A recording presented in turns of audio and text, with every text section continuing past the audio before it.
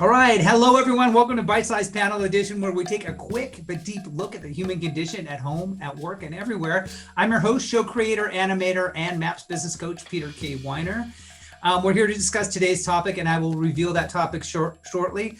First, I'd like to welcome Shila Morris. We're waiting for her sister Kay, and when they are together, we call them, or I call them, the Power Sisters. That's just what I've dubbed them. I hope that's okay. They're both top executives and co-owners of Squeeze In and Squeeze In Franchising. That barely scratches the surface, though, and this show isn't long enough for me to list all the combined credentials. They're speakers, marketing experts, motivators, content producers. The list goes on and on and on. And also, I'd like to welcome back Jake Clendenning. He is an elite status MAPS business coach and a business owner, and as we know from the previous episodes, a master archer, which creates a lot of really nice metaphors for all of us. So let's start with Shila. Tell us a little bit about what you do and some things that are going on with you right now.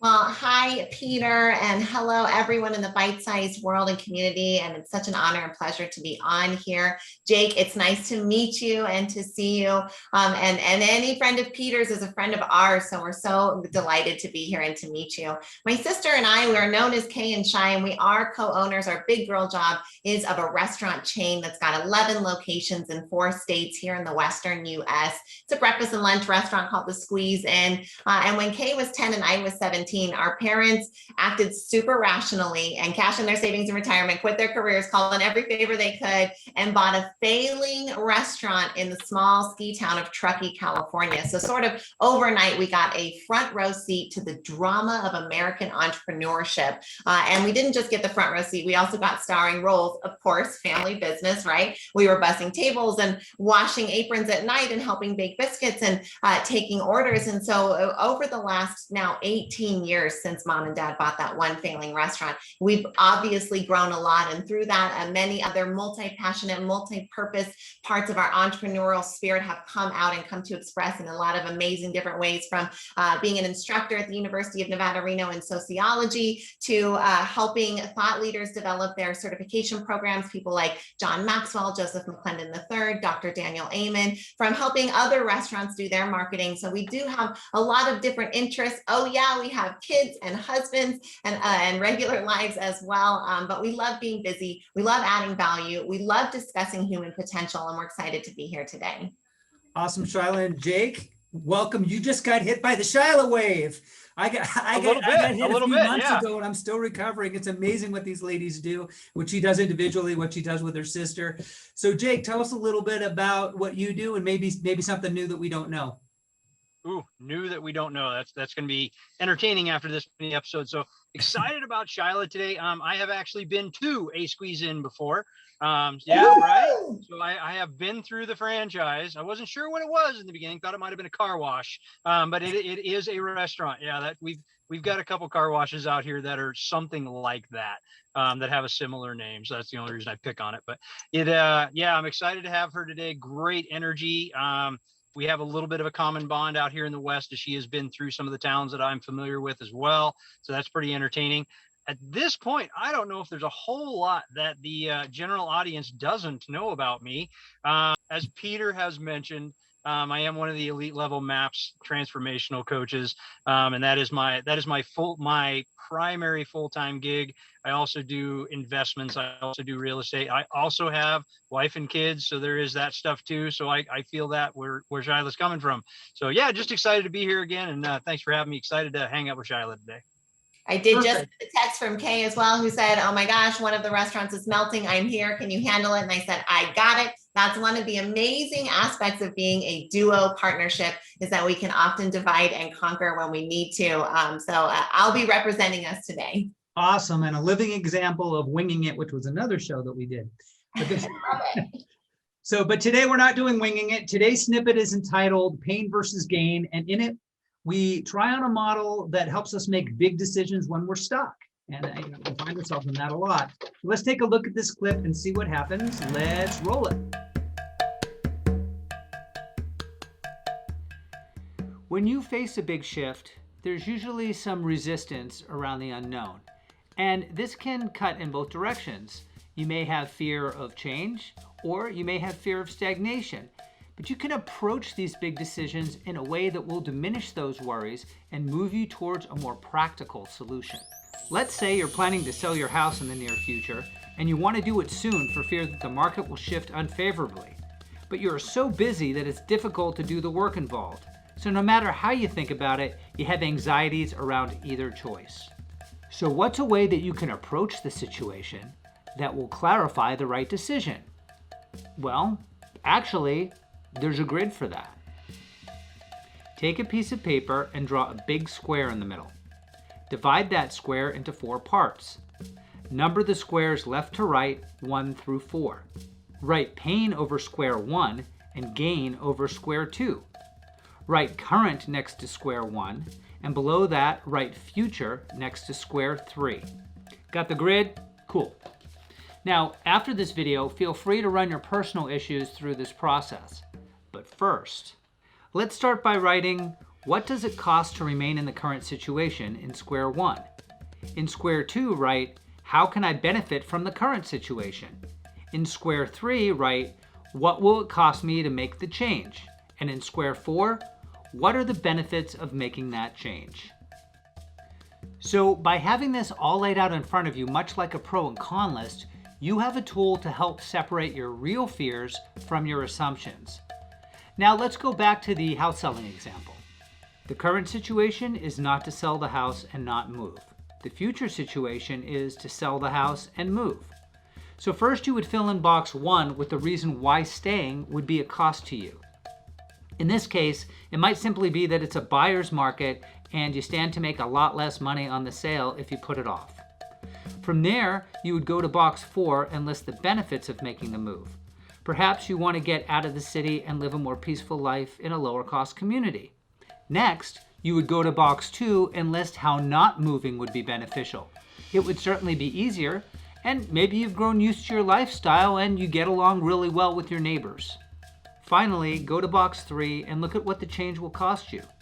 You would need to spend hours organizing, spend money to prepare the house, go through the daunting process of selling and moving. So once you have all this laid out in front of you, what stands out for you? What do you see? What do you want to do?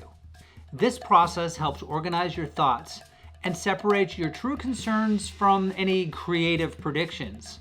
And with this clarity, you can move forward or stay right where you are with confidence. Try it on. See how it fits.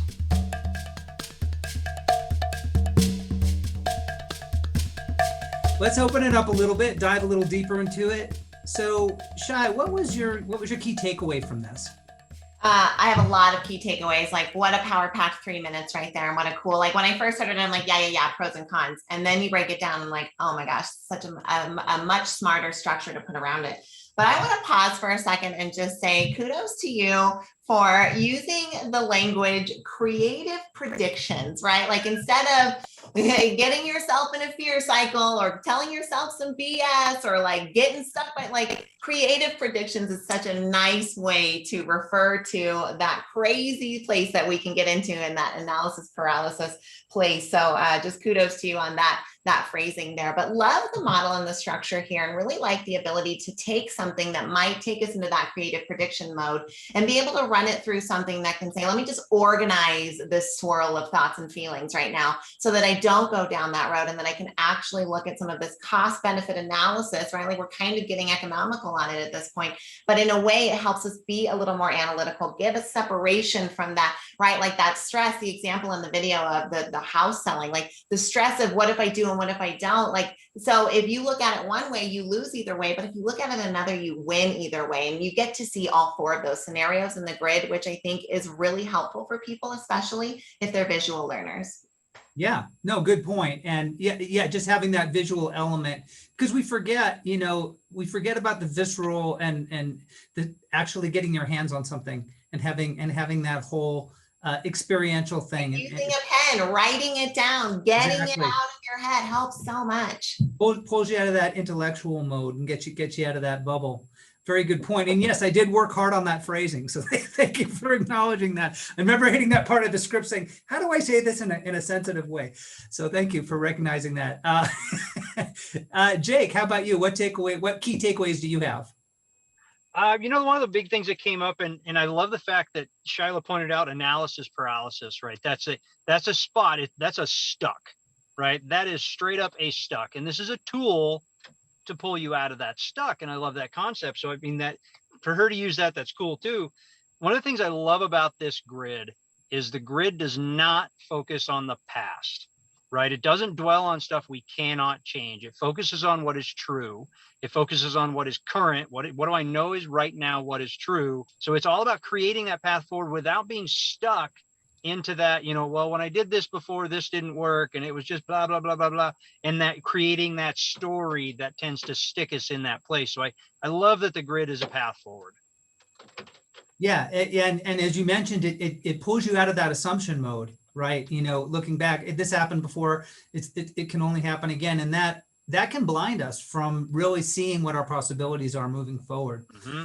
So Shila, let me ask you this. When have you been at a crossroads in your life and you really couldn't choose between action and inaction? You really felt that paralysis? I think one good example is one of our locations throughout COVID, being a restaurant owner, if you're watching, listening, you can absolutely imagine what a hellish year it has been to be in the food service business. I mean, March 17, 2020, we lost 85% of revenue overnight, but we didn't lose 85% of our rent bill or 85% of our utilities or 85% of that $50,000 US foods bill that was due, but now we're only bringing in $1,000 in a week. So we had a lot of different things happening within the pandemic that was rather painful, but that didn't mean we had to suffer through it. And that's a lesson for another time. But before the pandemic, one of those restaurants was ailing, right? Like it was not doing well. It was not very profitable. Out of the 11, there was one that was hurting in the Bay Area, California. It's very tough to do business in California and be profitable at it, especially in a brick and mortar or food service space. So it was already hurting over the years. And in 2019, it barely broke even. The first 2 months of 2020, we were already looking at a ledger that was in the red, but we were in paralysis, right? Because but the feelings and the people and the community, like the facts were there that this business was not doing well, that we were at this point now paying money to keep the doors open. That's not smart, but there was a lot of emotion and fear and creative predictions happening along with that. The pandemic made it absolutely clear that location was not going to make it. And it was kind of like the gangrenous foot that now becomes the big issue. That's like either lose the foot or lose the leg or lose the body. And you're like, all right, I'll lose the foot. So the pandemic forced us to kind of go into the grid mode and see, is the pain of staying worth it? And when we looked at it from that place, we knew it wasn't, because the pain of losing the rest of the body, the rest of the company, the restaurants that were being rallied behind for their community, we had to save those. And it made it really clear and easy. So that's one example that came up for me that's rather recent. Yeah. Wow. Gangrenous foot. I just have to comment on that. Uh-huh. That really creates an amazing visual, because it's not just the foot you lose, it's the whole body or the whole leg if you don't act. And having that realization, boy, I love that. I might have to steal that one day. I apologize in advance. Take it. Jake, how about you? What crossroads have you been at where you couldn't decide, and how did you break out of that? This has come up before, and we've talked about it before, and I agree, man. Gangrenous foot, that's money right there. That is really, really good, because we've all heard the phrase, like, you cut off the finger to save the hand, that kind of thing. But thinking about the whole, that becomes infectious, and it starts to travel through the rest of the organism, and it's likely it could kill the rest of the organism. That's powerful emotional stuff, and if that's the catalyst that you need to have to make those decisions, awesome. An amazing self-awareness to be able to come to that realization. One of the things we hear a lot is the word overwhelmed.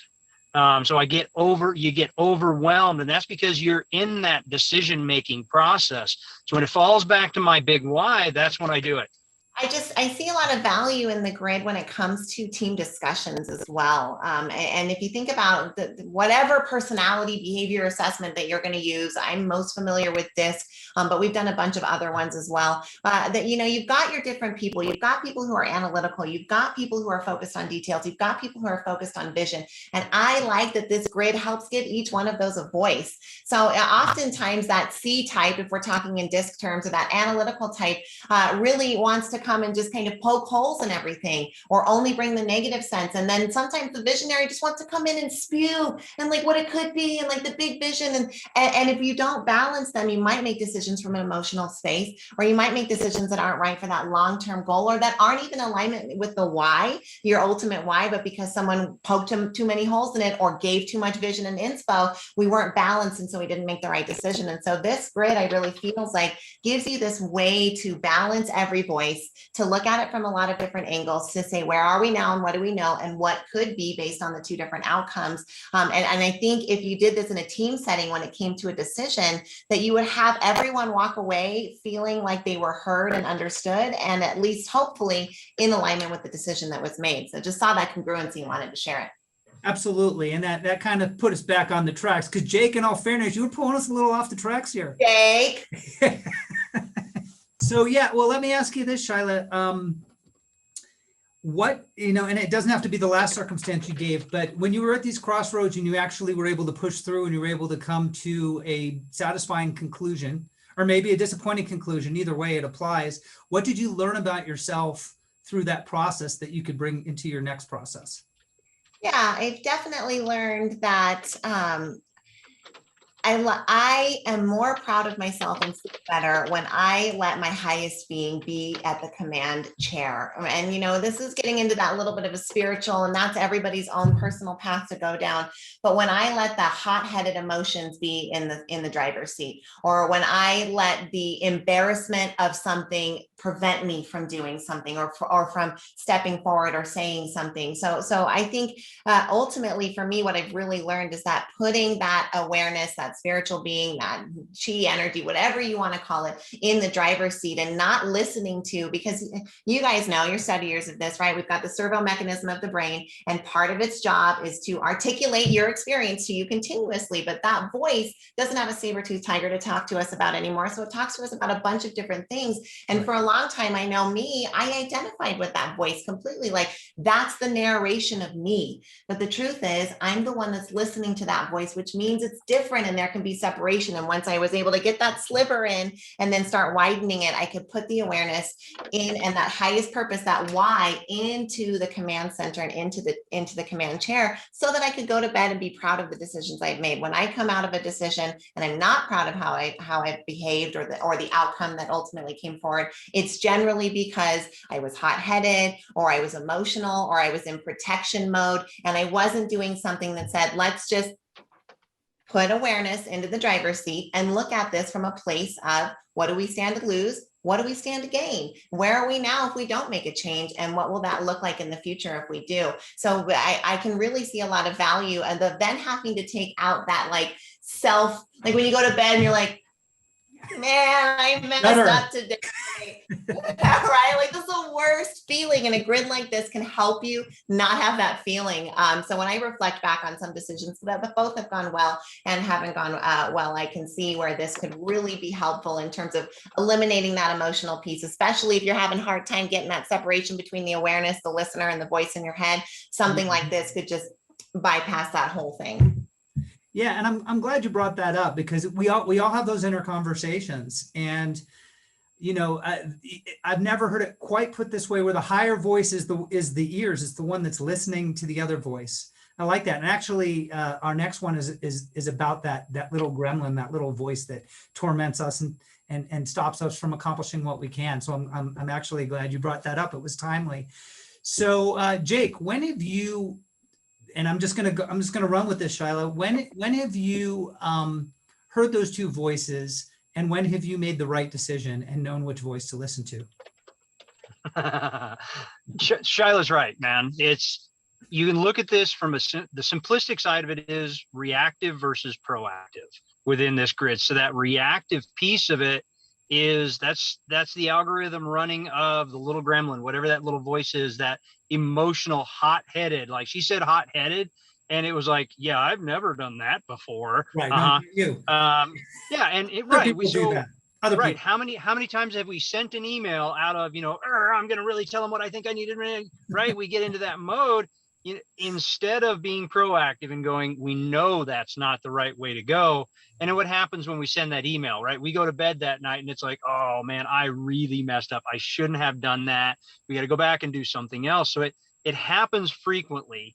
And, understanding, and again, it goes to that self-awareness piece of how am I showing up? Am I emotionally in a place I can respond to this situation right now?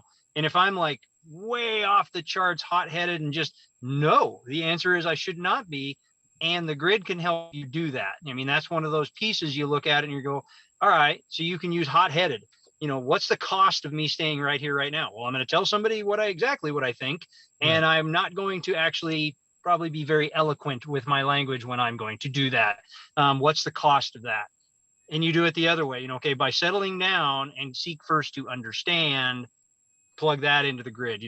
Approaching it this way, how does it move me to the next spot? That is a more subtle, less recognizable form of being stuck or moving in the wrong direction. So I'm glad you brought that up. So Shai, let me ask you this. Moving forward, you said that you liked this grid. It was kind of like another dimension of a pro-con list. So how do you see yourself working with it moving forward? What do you anticipate that process being for you? It's probably fairly obvious to you that I'm pretty high energy. My sister is as really? well.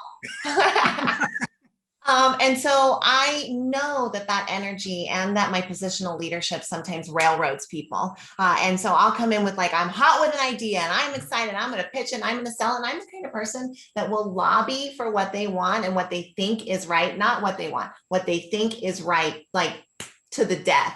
And sometimes that's gotten me in trouble a lot of times. And so by being able to say, coming into a meeting or a vision casting session or something like that and saying, here's the process we're going to follow. I'm really passionate about the idea and I'm really committed to the best outcome that's going to make us win and that's going to get the win for the team. And so bringing something like this forward, I think allows that opportunity for others to come forward in a safe space to share maybe a little bit of opposition or maybe some of that hole poking or maybe some of that, gee, things are working really good right now. And here's the 5 reasons why, without that feeling like it's a challenge to the idea. So I really look forward to bringing this into a team setting. And then I also really look forward to bringing it in the way, Jake, that you mentioned as sort of this filter for emotional states of being able to say all right, I'm super frustrated about that right now. And before I clickety clack what I think off to the person or off to the entity or off to the whatever, what I'm going to do instead is just assess where I am and how is this for me? Because ultimately what we're all after is that fulfillment piece, right? That internal experience, because when you squeeze an orange juice comes out. And when you squeeze a human, whatever is inside comes out. And by squeeze, I mean a painful situation, right? So if you're frustrated and bitter and mad on the inside, when life squeezes you, that's what's going to come out. So the game is really making better juice on the inside so that when you do get squeezed, because you will, welcome to being a human being, that you like the juice that comes out. And I think this is like a juice maker right here, because it helps you just get in the mode of is this juice that I like? And not really. And here's how I can decide how to make this juice better. You're so speaking my language there. And I know you use the word squeeze a lot. That's not a promotional tactic, is it? It is 100. I am a marketing person. Okay. We build marketing systems. We are faculty for marketing. Absolutely. So Jake, now that you understand the way this grid works, what can you commit to in the near future where you can use this grid to find your better self and make the decision that you're going to be most comfortable with and be able to sleep with, as Shila put it? So I have one corporation that I coach that has different levels of executives and different things, using the grid with them. And I thought, man, this could be a great tool to be able to use with them around. They've got some recruiting goals in the very near future they want to work with.